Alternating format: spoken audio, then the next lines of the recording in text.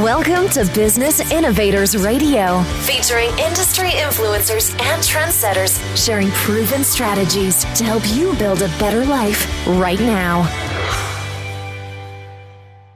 Hello and welcome to this episode of our show. This is your host, Keith Doherty. Today our special guest is top real estate agent Susan Dewbrew of Keller Williams Realty based out of Arlington, Texas.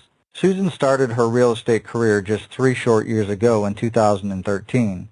With absolutely no capital, she quickly went from being a middle-aged woman on the verge of bankruptcy to being completely debt-free. Her first full year in business, she was runner-up Rookie of the Year at her brokerage. She is now an award-winning top producer with a team of her own. In July 2016, she was named one of America's Best Agents 2016 by Real Trends, ranking her number 160 in the whole huge state of Texas. But what she loves most about her business is not the accolades or the income. It is that she gets to help people at a very high level every single day. That is her recipe for success. All right, with all that said, Susan, welcome to the show. Well, thank you. I'm glad to be here. And Susan, if we could start for our listeners, what led you into real estate? Was it something that you always knew you wanted to do, or did you maybe stumble into it? I definitely was not something I always wanted to do. I'm not really what I would consider a salesperson at all. My former family was in antique sales, and I just wanted to give everything away. They couldn't let me be on the sales floor. And I'm also directionally challenged, so the idea of going out and showing people houses was initially very intimidating. But I really got into real estate because I had a great need. I found myself unemployed with a huge amount of credit card debt and medical bills mounting. And I had been working for a church the year prior, and I had stepped down because I was physically getting very tired, and I was newly married to someone who was in another church. I was trying to dual church and going back and forth. But what I didn't know is after I laid down my position and my health insurance, that the reason I was so tired was because I was ill. And so within a year, I found that I was in just a huge financial position. So I had to make a lot of money very quickly. And as I began to process maybe going to work for a company in downtown Fort Worth or Dallas, I realized that I would be making an agreement to trade my life for a specific wage that I would never be able to dig back out of debt. I mean, I had like $50,000 in credit card debt, not to mention medical bills. We were struggling even just making the mortgage. And that's when the Lord just kind of prompted me to go into real estate. And I had a friend, Kimberly Shook of Keller Williams, who just encouraged me that I could do it. Excellent. And do you think you could talk a little bit about what personal attributes, traits, or qualities you think have most contributed to the success that you've had in real estate? Yeah. Honestly, it's pretty easy. What I have noticed is that my success tends to honestly be tracked back to what I call my kingdom principles, which were simply based on the life of Christ. I mean, learning to serve rather than being served, learning to love other people and not be judgmental, not cast stones. And so actually working in ministry for all of those years really trained me to develop these skills where I could learn to serve somebody and not expect something in return. So that when I'm helping a client decide what house would be the best house for them, or, you know, when I'm helping a seller sell, I'm not looking at what I'm going to get from the transaction on the front side. I'm looking truly at what's their need and how to meet their need. And when people realize that about you, it builds trust and confidence. And then after they see you do that all the way through, they become a great source of referrals. So honestly, it's those kingdom principles, I think, that set me apart from others. Excellent. And that tends to be, we kind of talked a little bit before we got started here today that, you know, I've interviewed probably about 145 agents, and the common thread across the majority, I would say 99% of the agents, is when they talk about their success is derived from serving others, providing value, not focus. Even though you had a financial need, you didn't focus on, okay, this. You didn't look at people as a commission check. You looked at them as a person. I need to provide value. I need to help them, serve them, and the commission is a great byproduct of you serving and helping others. Exactly. And Susan, I guess, could you give our listeners an example of when these traits have played a role in your path towards success? Yeah, actually, a lot of times when you are doing the right thing, the Lord rewards you, but you can't always see a direct correlation. But in this real estate business, I've gotten to see so many direct correlations. It's actually grown my faith in a tremendous way. For example, when I was first getting started, it took me months to get my license and then learn what I needed to learn about doing, sales. And so I was working really hard for quite a few months with no pay. And I had a lady from my church call me, and she so badly wanted to sell her house right then. And when I ran the comps, I saw that she would be upside down. She would have to come to the table with money, but the market in her particular area was improving. And I felt like if she just waited like 6 months, she would be much better off. And I'm telling you, I was literally in tears as I'm telling, not she didn't know it, as I'm telling her, I think you need to wait, because I was desperate for that sale. I couldn't pay my bills. I needed medicine. I'm talking about a bad situation. But I knew it was best for me if she sold then, but it was not best for her. And about 6 months later, we looked at the numbers again, and they had improved. And so I went ahead and put it on the market, and within 2 days, an investor saw the sign and gave me a call. Not only was able to get a good deal for her, but that gentleman, he normally never used realtors, but that gentleman liked me so well that I have since bought him 8 homes. I've sold his own personal residence.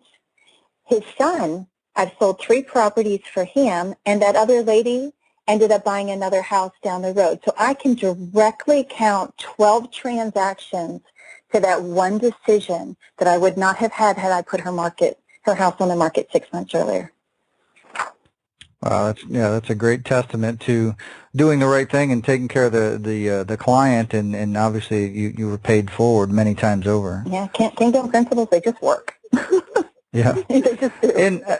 And Susan, obviously you've mentioned, some of the adversities and trials that you've had to go through, obviously dealing with, finances and your health and stuff. But can you talk maybe a little bit about some of the adversities and trials that you've had to overcome inside of real estate in order to achieve your goals? Sure. I think the first issue I really had to overcome was the fear that I couldn't do it, that I didn't know enough, that I had to be an expert before I started. I also had a fear that I was inadequate because I didn't have nice clothes or a nice car. And so I had to just make myself get out there and almost feel a little insecure or inadequate and just do it anyway. And I had to just convince myself that I could just help people. It didn't have to be, was I good enough? It just, could I help somebody? And when I started putting their needs, again, even before my own insecurities, it helped me push through that. And then the other, I think, one major hurdle I had was I felt like I was competing with agents who had lots of money for advertising or administrative staff, and I was scraping money for gas. And so having to overcome the obstacles and just look at the potential, I think, was one of the things that I had to push myself through, because, I was really seriously ready to quit and file bankruptcy after the first few months. And I guess kind of on top of that, what kept you going despite these obstacles? Obviously, like you said, everything was mounting. It just didn't look very promising. The sun didn't appear to be rising. No. Everything seemed dark. So why didn't you give up? What was your driving force? Yeah. I would say, like with most successful agents, I had a really big why. I had something in front of me that was more important or bigger to me than the feeling inadequate every day or the hard work without pay. And I was actually on my living room floor one night, just literally crumpled up in a ball crying, just like, I can't do this. I can't do this. I'm exhausted. We're just going further in debt trying to do this. And I was just ready to quit. And I have an amazing husband, and he feeds the poor for a living. So he literally gives away his products. So it's not like he makes a lot of money, but what he does is a calling. And I would never want him to give that up just so that I could have a nice car or something. But when he looked at me that day when I was on the floor, he was very sweet, but he was very firm. And he said, just, sweetie, you have no choice. Like, quitting's not an option. Like, why are you tormenting yourself with this? And, and it was kind of like a light bulb went on, that I think part of the thing in the back of my head that was going to give myself an out was actually draining me. And so when I realized that I had no choice. We needed the medicine. We needed the money. We could do this. I just had to stop looking at my limitations and just get back to helping people. And honestly, when I got through that breakdown without quitting, the breakthrough came shortly thereafter. Excellent. And I guess, Susan, kind of looking forward, what's your vision for your business and your career over the next 5 years? Most of my business still comes from personal connections, and I think that's awesome. But I really want to expand that base so we can help more people. I want to build a platform where other people and even real estate agents can quickly apply what I've learned about serving people through real estate. And I want to see my personal team grow. I can see myself doing more coaching or speaking or maybe even ultimately writing books. Yeah, absolutely. It's always nice to to have success in something and be able to give back. Not necessarily financially all the time, but people can give back in other ways, like you said, sharing your gifts of knowledge with other people to help raise them up. I tell you, real estate is a great field, and you don't always have to be a real estate agent, but so many people could break that cycle of poverty in their lives by seeing themselves as doing more than they're currently doing, and it's a great tool for training. And Susan, I guess kind of on top of that, what do you feel is the best way you market yourself as a real estate professional so you can have continual growth? Well, for me, I think it is still just maintaining the way I've been focused on the person and not become Dewbrew Realty focused, which is my business, but to continue to be client focused. And I think that going forward, I know I need to keep up with the times a little better, meaning I know I need to focus more on social media marketing. And for others that, are out there trying to build a business as successful as mine has been in a very short period of time, the first thing they need to do is overcome a selfish attitude. People know when they're being used. And so if I could train any real estate agent to put aside those scripts or whatever they're using to make people agree with them rather than finding out what the person's needs are and meet them. Because if you're the kind of person who truly walks in integrity, your business will grow. And then I would also like to counsel people to really grow their business. You have to be yourself. You just have to be authentic. You need to not try to be what you expect what you think people expect you to be. Instead, just be yourself, and people will surround you who are like you. So whatever things you're really interested in, like if you're interested in the Cowboys or if you're interested in football, if you're true to that, people who you genuinely will get along with will end up building your clientele base. And Susan, I think sometimes when the general public looks at real estate agents, they don't fully understand the value that they provide from both a buyer and a seller standpoint. Mm-hmm. What do you think the biggest myth people have about working with a real estate agent? On a general level, I think most people think real estate agents are like used car salesmen and we're just pushing for a sale. And I'm not a salesperson. I have no inventory to move. I see myself more as an advocate. I come alongside folks and I help them either get the best deal for the house that they're wanting to purchase, and I help them navigate through the buying process, the inspections, the appraisals, and all that comes with it. And I'm helping them with the largest investment they're ever going to make. And it's not just financial. It's emotional because it's home. And, when it comes to buying a house, I think there's a misconception that a realtor is going to be expensive when honestly our services are free to buyers. And sellers, sometimes they think they could do it themselves or they really don't need an agent or we cost more than we're worth. But quite frankly and statistically, we save sellers money. And 90% of the time, or really 99% of the time, I think, when I sit down at the closing table with a seller, they're thanking us that they saw our value at the end, truly. I've never had anybody ever at the closing table say, well, shoot, I pay you more than you're worth. Not once. Out of hundreds of transactions, not once.